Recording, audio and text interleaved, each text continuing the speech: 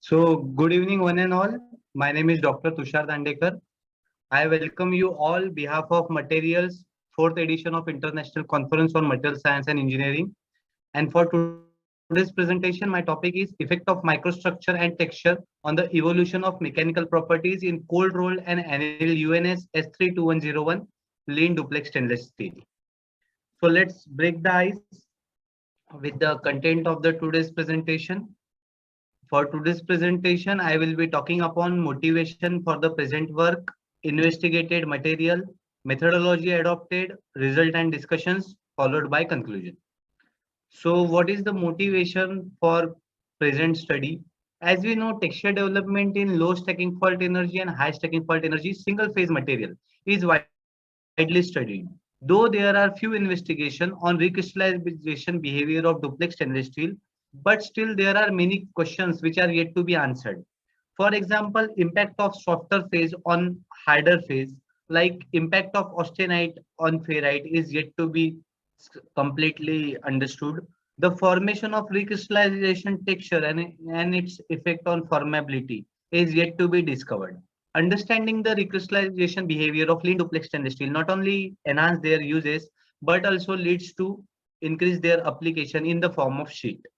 So for this work, the objective is to study the effect of cold rolling on rolling behavior of UNS S32101 lean duplex stainless steel.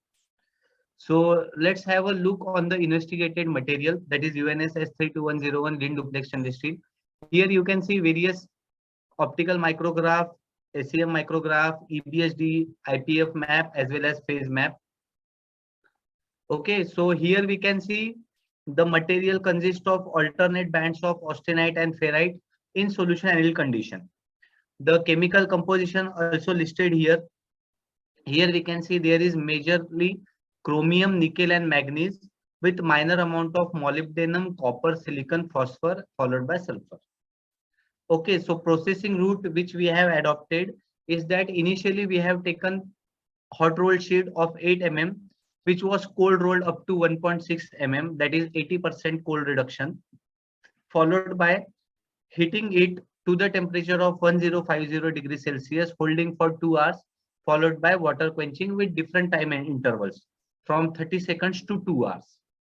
Okay, so let's have a look on the result and discussion. What we got is that SEM micrograph of as deformed, that is 80% rolled sample, shows alternate bands of austenite and ferrite elongated in rolling direction.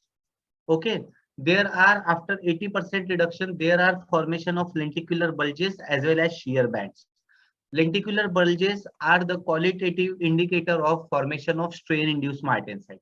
Generally, what happens whenever the austenite is rolled, there under the application of stresses or strain, it gets converted into strain induced martensite because of the cold rolling. Okay, so whenever there are presence of lenticular bulges in the microstructure, it means there are formation of the strain induced martensite associated with it. Also, there are formation of shear bands. These are nothing but the planar defects that are formed due to overlapping of stacking faults. Okay, then what we have seen after 2 hours of annealing, there is complete transformation of lamellar structure or deformed structure to globular morphology. Here you can see figure A shows 80% deformed microstructure, whereas figure B shows micrograph after 2 hours of annealing.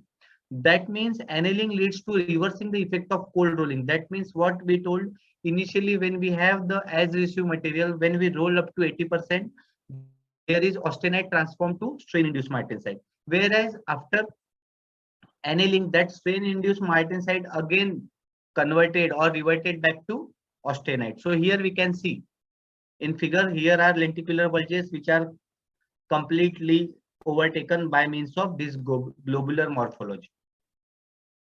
Then here are various EBSD inverse pole figures as well as phase maps. Okay, here we can see initially as deformed material is having dominated by ferrite microstructure, whereas after annealing for 2 hours, it was almost equal, 50:50 ratio is obtained. That is basically because of the reversion of strain induced martensite back to austenite. Then we have done various mechanical testings to find the effect of this annealing. Initially, there was great anisotropy in the material because of the rolling. That is, after 80% deformation, every orientation shown different types of ultimate tensile strength, yield strength, as well as elongation. Here we can see in the table 2, AD 0 degree, 45 and 90.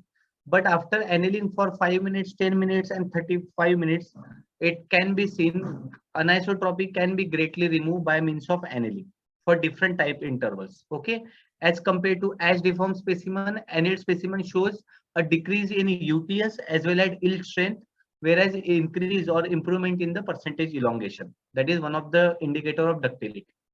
Also, factographs also we can see initially as deformed material shows the brittle dominant fracture, whereas after annealing it shows dimple structure.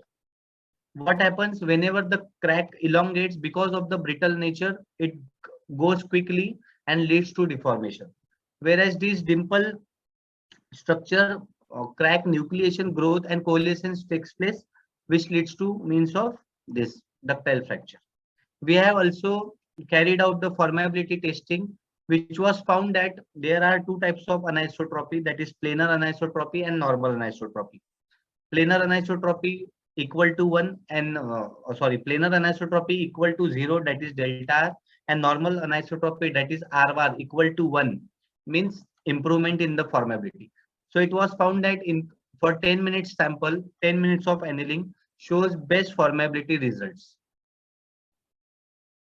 Then as far as texture in the initial material is considered, initial as deformed material shows strong brass as well as gauze and S component, whereas this intensity, overall intensity was reduced, whereas there is improvement in the gamma fiber. Whenever there is improvement or strengthening of the gamma fiber, that means there is improvement in the formability.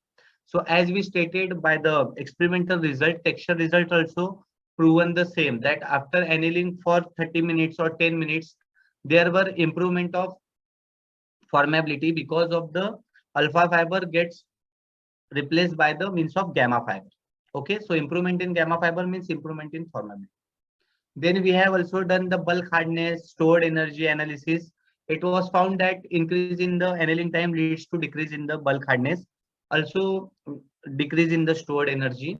And we have also found that as the annealing time increases, as we have seen that austenite deformed structure is converted into more globular morphology. So same was seen while when we measured the equivalent circle grain diameter, and it was found that increase in the grains or enhancement or enlargement of the grain took place because of the annealing. So these are the conclusions. Lamellar structure to more globular morphology was obtained after annealing for different time interval.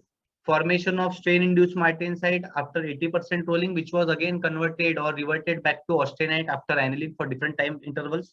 Initial factography shows that as deformed sample has greater dominant brittle fracture, whereas after annealing it shows primarily ductile fracture with great number of dimples. Then alteration in crystallographic orientation, which was found with overall decrease in the overall texture intensity for both austenite as well as ferrite, and thus formability increases with increase in annealing, and that can be correlated with improvement in the gamma fiber as far as texture is concerned. So this is from all my side. Thank you for being such a wonderful audience. If you have any questions, you are welcome.